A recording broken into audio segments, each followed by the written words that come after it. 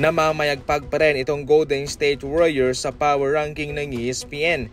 Kahit na wala silang kinuhang free agent pa as of now, ay nasa pang-siyam sila sa power ranking ng ESPN. Ito'y marahil na nanatiling malaking threat pa rin ang samahang Jimmy Butler, Stephen Curry, and Draymond Green. Kung wala silang center, marami pa namang pagkakataon na pwede silang magpapirma ng free agent.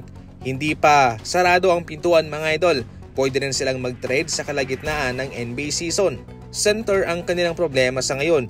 Pero kung patungkol sa kanilang rotation, kitang-kita naman sa nagdaang NBA season na kung healthy lang sina Butler, Stephen Curry, and Draymond Green ay unstoppable ang kanilang trio. Kaya sa ngayon kabilang pa rin sila sa mga malaking threat na team sa kanilang conference at malaking threat din sa NBA playoff.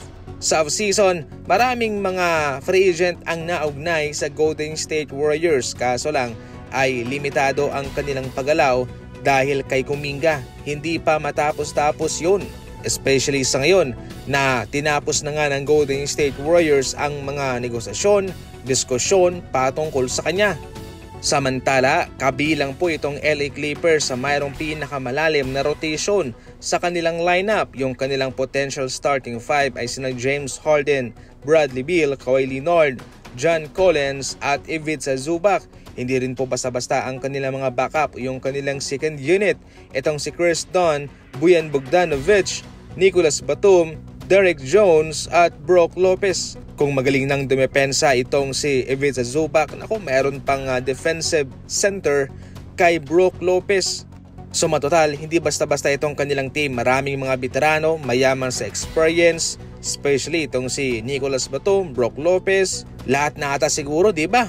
Mabibigat na ang kanilang timbang. All goods pa naman yan. Kaso dahil dyan sa kanilang mga edad ay injury ang kanilang malaking kalaban.